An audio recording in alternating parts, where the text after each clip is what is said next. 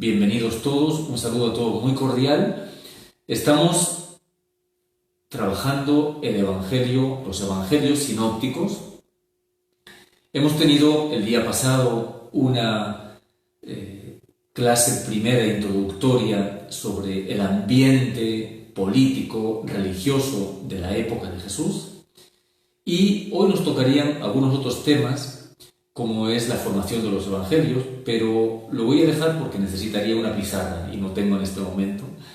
Estoy transmitiendo desde el seminario San José de Lurín y, como decía, es para todos nosotros estas circunstancias que nos toca vivir. Es también una oportunidad, no es un tiempo perdido, es una oportunidad preciosa para seguir ahondando nuestra fe, para seguir formándonos. Y eso, pues el tener más tiempo, aprovechémoslo para leer la Biblia, para leer los Evangelios, para profundizar en nuestra fe, por supuesto, para orar más y para vivir este tiempo de gracia como un tiempo de crecimiento. Ojalá que estemos todos poniendo de nuestra parte para cumplir las normas que nos encomiendan las autoridades y estemos también de nuestra parte orando mucho por todas las víctimas, los que se encuentran enfermos, aislados de sus familias, los que han fallecido, los que se encuentran llenos de miedo también de esta epidemia. Ojalá que también cada uno de nosotros sepa vivir su caridad cristiana en este servicio concreto a las personas que lo puedan necesitar. Y ojalá que también todo esto sea para nosotros una ocasión de cuestionarnos, de volver con más decisión y con más entrega al Señor. Bien, como decía, no vamos a ver hoy esas partes introductorias de la formación de los evangelios. Quisiera hoy dedicar esta clase a el Evangelio de San Marcos. ¿Por qué? Pues porque él es, de los 4 evangelios, de los 3 sinópticos, él es el primero que fue puesto por escrito. Se calcula entre los años 60 y 65 aproximadamente, fue el primero de los evangelios en ser escrito. Es un evangelio el más corto de todos. Ante todo podemos preguntarnos de dónde viene el nombre de evangelio. Evidentemente es San Marcos el que se inventa este nombre. Este primer evangelio, así nos dice al inicio, capítulo 1, versículo 1, comienzo del evangelio de Jesucristo, Hijo de Dios. San Marcos, inventa este género. La palabra evangelio, todos lo sabemos, significa buena noticia, buen anuncio. Y los evangelios, todos ellos, van a contener, por así decir, como una parte biográfica, nos cuentan la vida de Jesús, su vida, sus hechos, sus acciones principales, pero también sus enseñanzas. Sin embargo, el Evangelio de San de San Marcos, estamos con San Marcos. El Evangelio de San Marcos es el que menos enseñanzas nos trae. Es el Evangelio que nos trae más relatos de la vida de Jesús, pero es el que menos, si lo comparamos con San Mateo, que trae 5 grandes discursos, por supuesto con San Lucas y desde luego con San Juan, que trae grandes discursos de Jesús, es el que tiene menos enseñanzas y está por tanto mucho más centrado en la acción. Pero, como decía, la mirada es una buena noticia, anuncio acerca de la vida, de lo que Jesús hizo y de lo que Jesús enseñó. Y todo ello es buena noticia. Él es el que empieza, como primero de los 4 evangelios, a utilizar este género, este estilo. Hasta antes de él había habido, por ejemplo, cartas, algunas de las cartas de San Pablo son anteriores, y este es el que empieza así a escribir. Bien, ¿qué podemos decir entonces del Evangelio de San Marcos? Primero, en cuanto al autor, parece ser toda la tradición ya desde el inicio del siglo II, Papías, un autor del inicio del siglo II, lo atribuye a Marcos, que toda la tradición ha identificado con el Juan Marcos que aparece en el libro de los Hechos de los Apóstoles, aquel que acompañó a Pablo y a Bernabé en su primer viaje apostólico y que era primo o sobrino, pariente de Bernabé. La verdad que luego la historia no terminó muy bien con Pablo, porque en el segundo viaje Pablo no quiso que les acompañara porque en el primero se había retirado antes de tiempo. Pero bueno, son cosas secundarias. En todo caso es San Marcos. Si tuvo debilidades en su momento, las tendría como todos nosotros, pero es ciertamente San Marcos. Los evangelios, entonces, como todos los demás, están escritos recogiendo la vida y la enseñanza de Jesús, pero al mismo tiempo dirigidos a comunidades concretas, a las cuales el evangelista quiere transmitir un mensaje. Por eso, entre otras cosas, por eso también cada evangelio es diferente. El contenido básico es el evangelio tiene como unos acentos. Por ejemplo, San Mateo, lo veremos, está dirigido más bien a cristianos que provienen del mundo judío. Por eso veremos que él va a tener mucho interés en subrayar que las profecías se han cumplido en Jesús. Lo veremos en San Mateo, cómo va a repetir mucho esta frase: esto sucedió para que se cumpliera lo que escribió el profeta Isaías, tal, tal, tal, tal. San Marcos, entonces, ¿para quién escribe?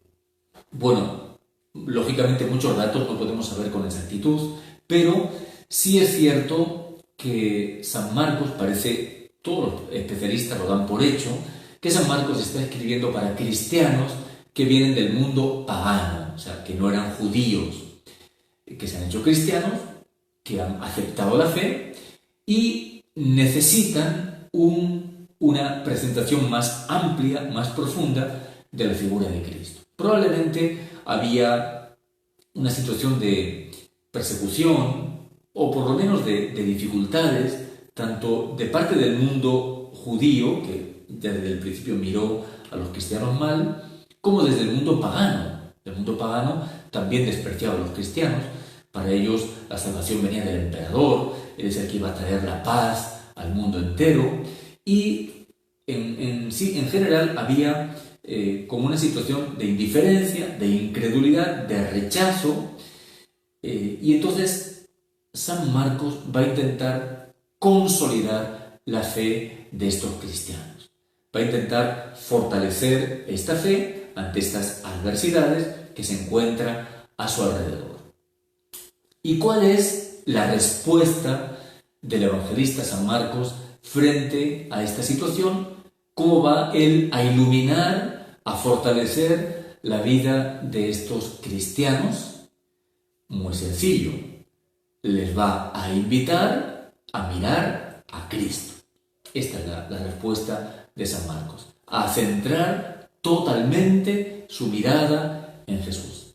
Es cierto que ya en él habían creído, lo habían aceptado por la fe, se habían bautizado, pero ahora, al escribir este evangelio, San Marcos nos presenta como una profundización en esa fe.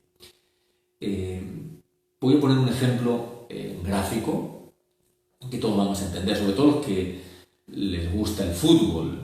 Cuando hay un partido, a veces la cámara enfoca un plano general.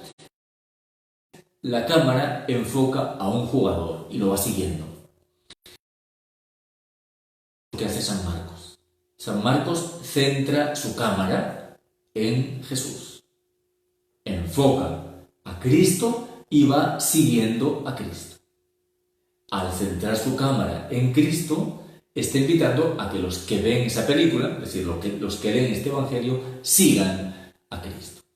Entonces es como un constante primer plano, por seguir ahora con el lenguaje del cine, un primer plano del rostro de Cristo.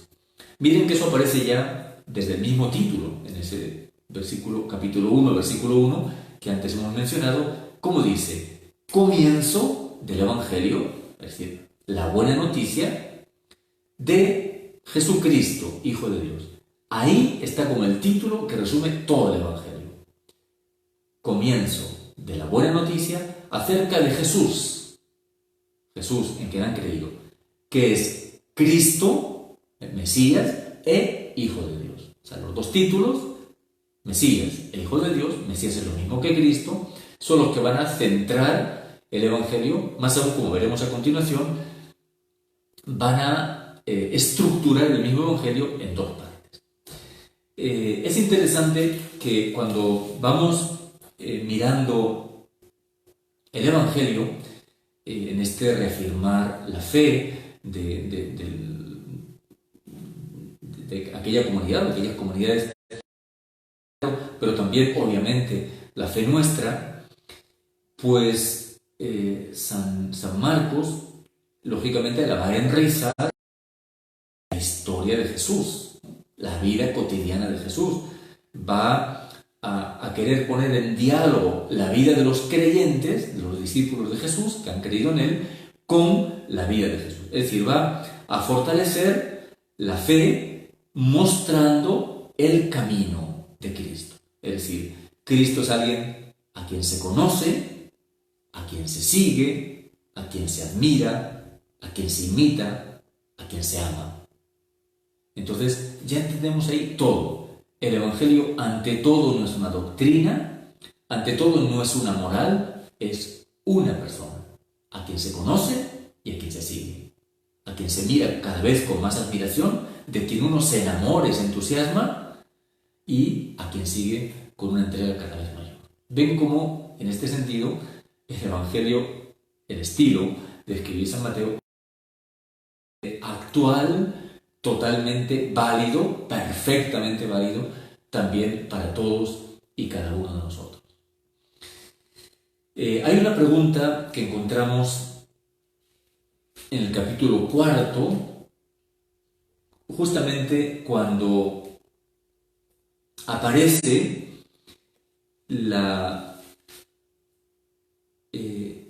al final de ese capítulo 4, versículo 41, es el relato de la tempestad calmada. Los discípulos se han puesto nerviosos.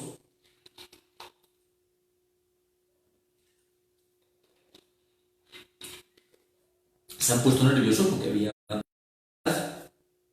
Jesús les transmite tranquilidad, calma la tempestad y les reprocha su falta de fe. Pero hay esta pregunta que se hacen los discípulos. Ellos se llenaron de gran temor y se decían unos a otros: ¿quién es este que hasta el viento y el mar le obedecen? ¿Quién es este? Esta es la pregunta que hace San Mateo, que se hace la gente, una vez San Marcos, perdón, que se hace San Marcos, que se hace la gente y que nos invita también el evangelista a hacernos nosotros. ¿Quién es este? Es una pregunta que con diferentes formas se va a repetir varias veces a lo largo del Evangelio. Vamos a ver alguna cita más. Por ejemplo, en 1.27, Jesús enseña en la sinagoga de Cafarnaúm, cura, expulsa a un demonio, a un endemoniado, y dice, todos quedaron admirados, de tal manera que se preguntaban unos a otros, ¿qué es esto? O sea, la vida, la actuación de Jesús suscita pregunta, interrogante. ¿Quién es este? ¿Qué es esto? Más adelante, capítulo 2, versículo 7, cuando Jesús le presentan el paralítico y Jesús le dice, tus pecados te son perdonados. La gente, ¿qué responde? ¿Por qué este ha... ¿Ven? Hay todo un cuestionamiento que se va despertando constantemente ante la presencia de Jesús. Capítulo 6, versículos 14 al 16. Se enteró Herodes, pues su nombre se había hecho célebre. Algunos decían, Juan el Bautista resucitado de entre los muertos. Otros decían, es Elías. Otros, es un profeta. Como los demás, al enterarse Herodes dijo, aquel Juan a quien yo decapité, ese ha resucitado. Es decir, la persona de Jesús constantemente va despertando. En el capítulo 8 será Jesús quien pregunte, ¿quién dice la gente que soy yo? ¿Ustedes quién dicen que soy yo?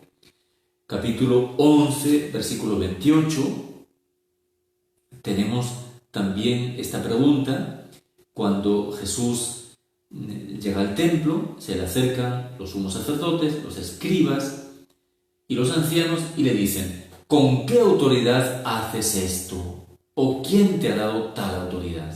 ¿Ven? Es la pregunta que despierta la presencia y la acción de Cristo constantemente. No deja indiferente a nadie. Capítulo 14, versículo 61. En este caso es el sumo sacerdote, el interrogatorio ante el Sanedrín, quien le dice a Jesús: ¿eres tú el Mesías? ¿Eres tú el Hijo del Bendito? Y todavía en el capítulo 15, versículo 2, es Pilatos el que pregunta: ¿eres tú el rey de los judíos? Esta es la pregunta que va explicitándose a lo largo de todo el Evangelio. Entonces San Marcos nos responde a esta pregunta con esa respuesta que ya estaba de algún modo resumida en el título inicial: Evangelio de Jesús, Mesías e Hijo de Dios. Los dos títulos que marcan, como ya apuntaba, las dos partes del Evangelio. La parte primera, de hecho, va a culminar en ese versículo, en ese capítulo 8. O sea, a lo largo de esa primera parte hay también varias cosas. Primero, el ministerio público de Jesús, que aparece en el capítulo 1, versículos del 1 al 13. Toda esa primera parte, desde el 1.14 hasta el 8.30, respondiendo a esta pregunta: ¿quién es Jesús?, culmina en esta escena de Cesarea de Filipo.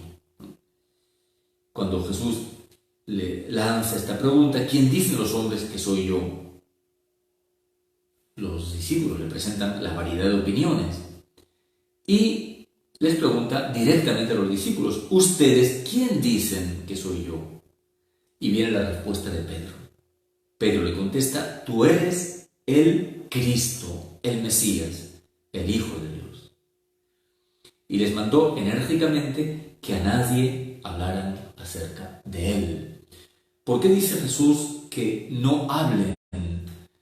Bueno, esta cuestión tiene varias respuestas, pero la principal seguramente es porque este nombre o este título del Mesías era mal entendido. Para muchos judíos, la mayoría, el Mesías tenía una connotación militar, política. El Mesías iba a ser el gran guerrero que iba a venir a liberar al pueblo judío de la esclavitud de los romanos. Y Jesús acepta, sí, que él es el Mesías, pero con reservas, porque no quiere que se confundan. No quiere que su identidad sea confundida. No quiere que tampoco se provoque una rebelión que no es lo que él ha venido a buscar. Y por eso manda callar. Y por eso también inmediatamente inmediatamente después de esta respuesta de Pedro, continúa, 8:31. Comenzó a enseñarles que el Hijo del Hombre debía sufrir mucho y ser reprobado por los ancianos, los sumos sacerdotes y los escribas, ser matado y resucitar a los 3 días. Hablaba de esto abiertamente. O sea, Jesús acepta: sí, yo soy el Mesías, pero inmediatamente corrige: no soy Mesías al estilo de lo que la gente piensa.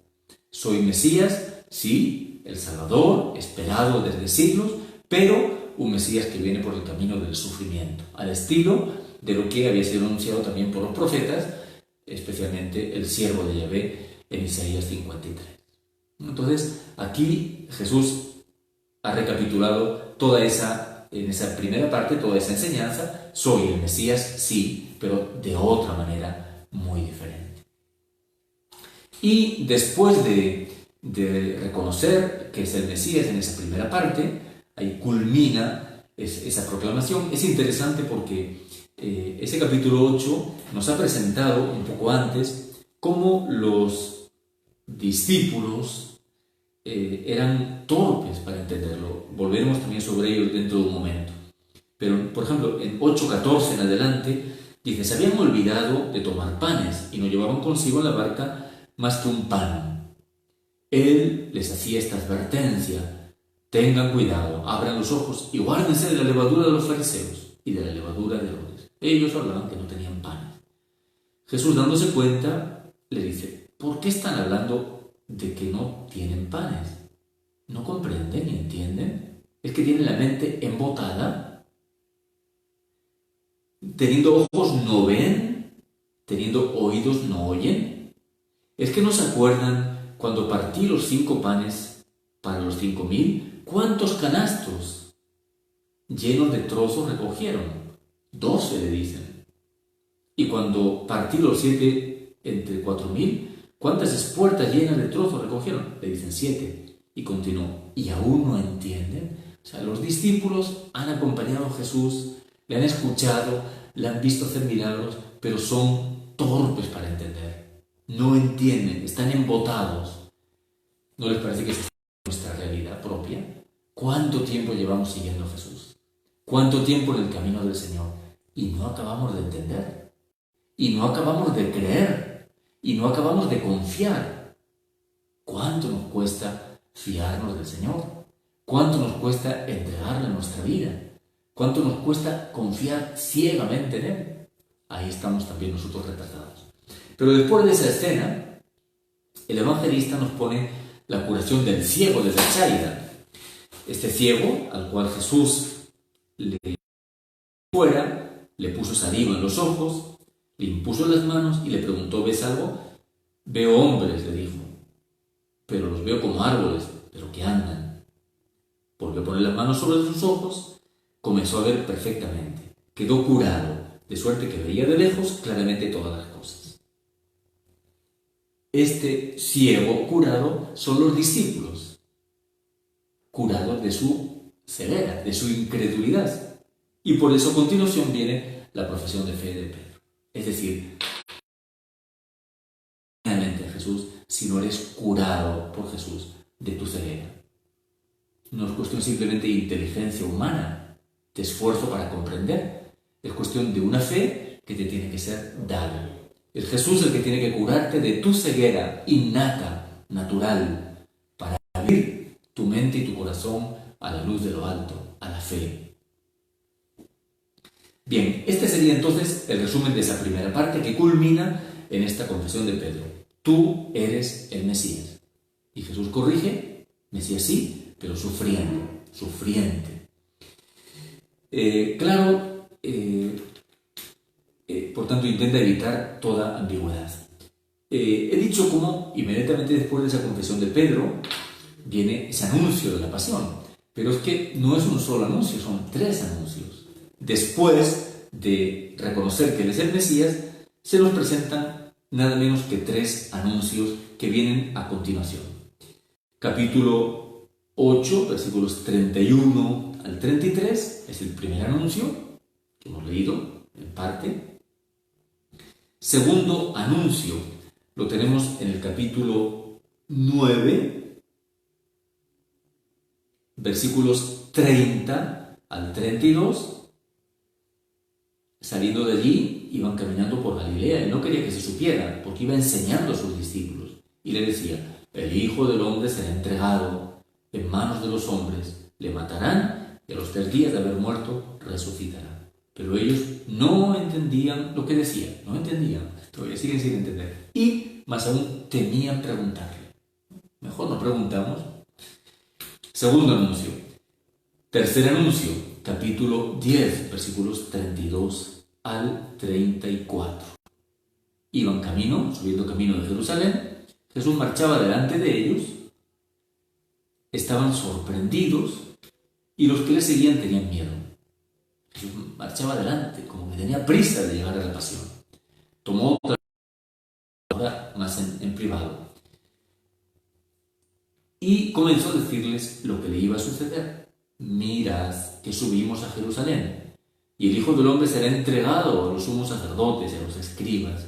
Le condenarán a muerte, le entregarán a los gentiles, se burlarán de él, le escupirán, le azotarán, le matarán y a los 3 días resucitará. Por tanto, tenemos una fuerte insistencia en este camino de cruz. Es el estilo de Dios. Esto, San Pablo dirá, la cruz es escándalo, es locura. No podía entrar en la mente de un judío que Dios salvara por ese camino. Tampoco en la mente de un pagano. Este es el escándalo de la cruz. Pero este es el misterio maravilloso por el camino porque Dios ha querido salvarnos, la cruz de su Hijo. Los discípulos no entendían una y otra vez y no acababan de entender. Se puede decir que hasta la Pascua de la Resurrección, o incluso mejor dicho, hasta Pentecostés, no acabarían de entender plenamente. Esta segunda parte del Evangelio, que tiene todo un desarrollo, va a culminar en la confesión, el reconocimiento de Jesús como Hijo de Dios. Decíamos el título, Evangelio de Jesús, Mesías, Hijo de Dios. Miren cómo nos presenta San Marcos este reconocimiento de Jesús. Lo tenemos en el capítulo 15, versículo 39. Es en el momento de la muerte. Y San Marcos presenta toda la pasión de manera muy cruda, muy drástica. No la edulcora, no suaviza. Es una pasión bien dura. Pero en ese momento de la muerte, Jesús es reconocido como Hijo de Dios. Y esta vez por un pagano, el centurión. Es decir, alguien que no es del pueblo judío.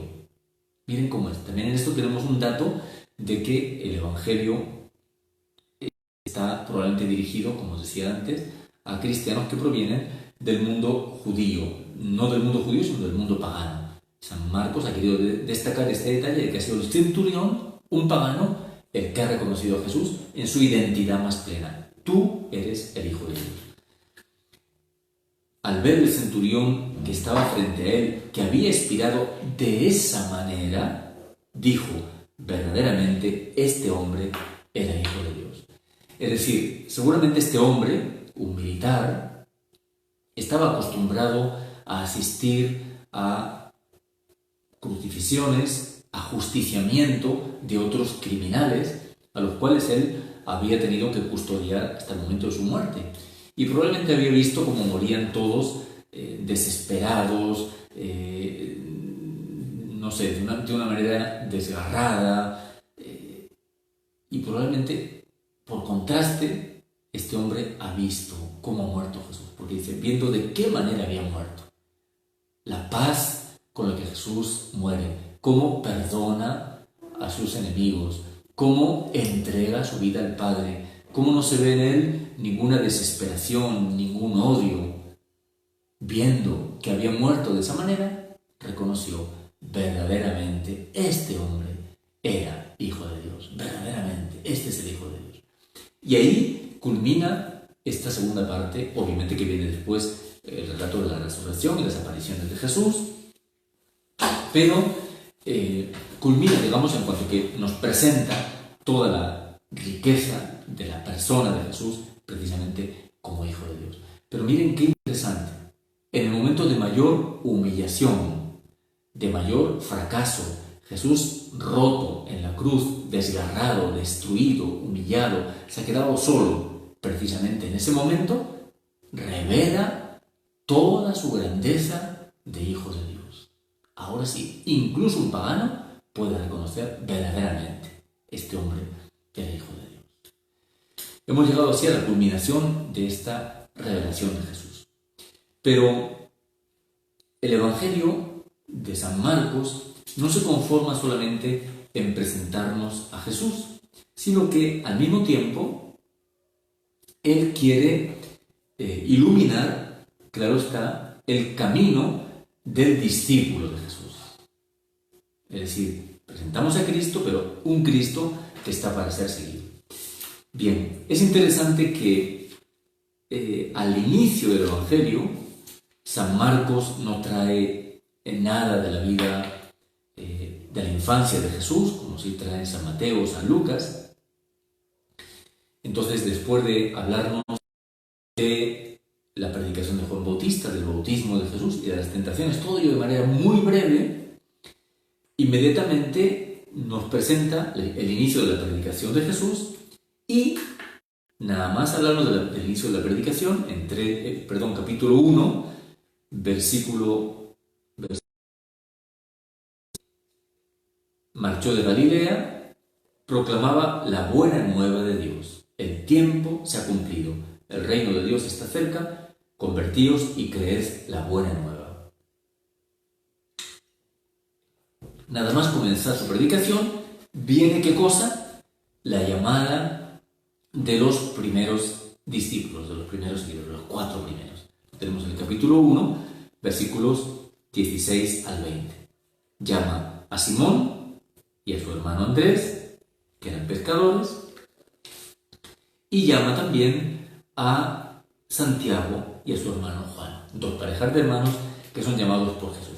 ¿Qué nos está queriendo decir el evangelista Marcos al presentar así, al inicio mismo del Evangelio, la llamada de estos 4 primeros discípulos?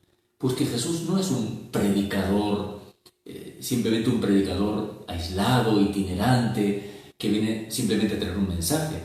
Es el maestro que viene a llamar, viene a invitar a seguirle, que viene llama por su nombre, ¿no? Simón, Andrés, Santiago, Juan. Viene a llamar a cada persona a que le siga, a que le acompañe, a que entre en comunión de vida con él, a que comparta su vida, a que viva familiarmente en su intimidad.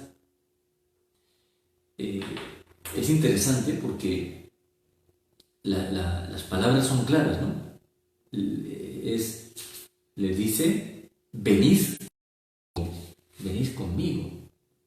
Y es una palabra que se repetirá, sígueme. O sea, es invitado. Y eso vale para nosotros también como discípulos hoy, después de 2000 años. Somos invitados, ante todo, a compartir su vida. No estamos simplemente llamados a aprender sus enseñanzas y ya, a intentar cumplirlas.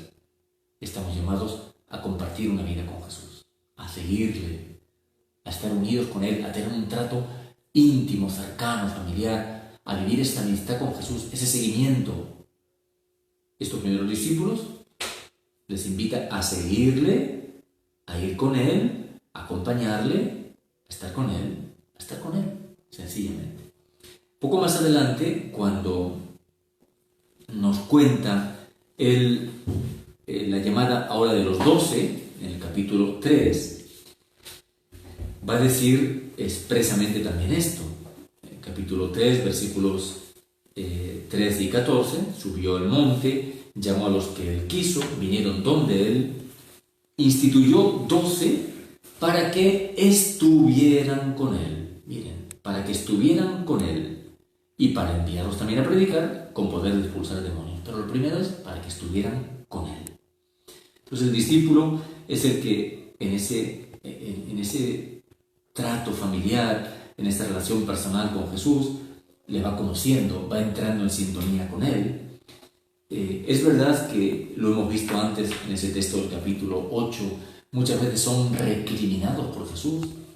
En el relato también de la tempestad, pero son varias las citas, no quiero ahora cansarles con citas. En el relato de la tempestad también aparecía algo parecido, 4:40, ¿por qué estáis con tanto miedo? ¿Cómo no tenéis fe? O sea, Jesús reprocha, corrige.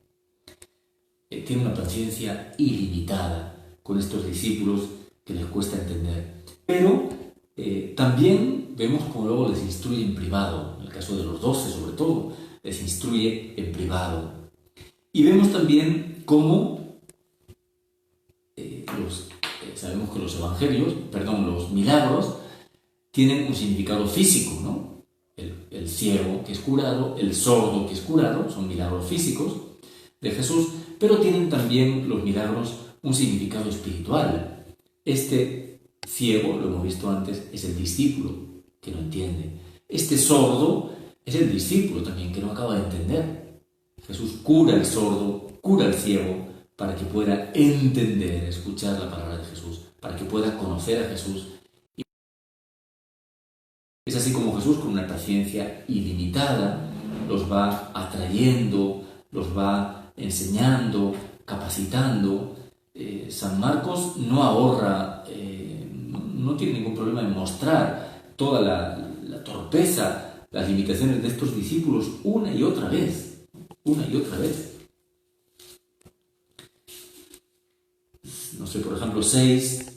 capítulo 6, versículos 51 al 52, dice estas palabras. Después de haber caminado sobre las aguas, subió donde ellos, que estaban turbados, pensaban que era un fantasma, subió donde ellos a la barca, amainó el viento, quedaron en su interior completamente estupefactos, pues no habían entendido lo de los panes, sino que su mente estaba embotada. Entonces, San Marcos nos presenta constantemente estos discípulos que no acaban de entender. Y sin embargo Jesús, con esa paciencia inmensa, les va enseñando. Es interesante también notar que los tres anuncios de la pasión que hemos mencionado antes, en la segunda parte del Evangelio, van seguidos de tres instrucciones de Jesús sobre o para los discípulos, ¿no? Después del primer anuncio, capítulo 8, versículos 34 al 38, tenemos una primera instrucción a los discípulos. ¿En qué sentido? Negarse a sí mismo y tomar la cruz. Si alguno quiere venir en pos de mí, niéguese a sí mismo, tome su cruz. Quien quiera salvar la vida, la perderá. O sea, Jesús anuncia su camino de la pasión, pero invita a los discípulos a entrar también por el mismo camino, es decir, a compartir la suerte de Jesús. Niéguese a sí mismo.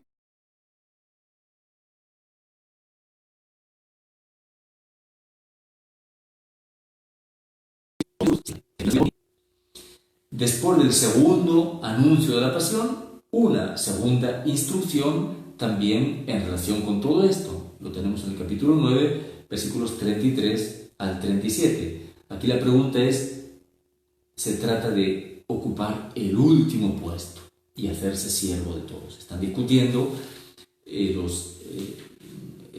problema ha surgido porque están preguntando quién es el mayor. Y Jesús responde: si uno quiere ser primero, sea el último de todos y el servidor de todos. Y pone la imagen de un niño: el que recibe un niño como este, a mí me recibe. Y después del tercer anuncio de la pasión, tenemos la tercera instrucción también a los discípulos en el capítulo 10, versículos 35 al 45. Aquí son los hijos del Zebedeo los que quieren un puesto especial, y Jesús, pero claro, ellos porque piden esto, pero los demás también porque se molestan. Y Jesús les dijo,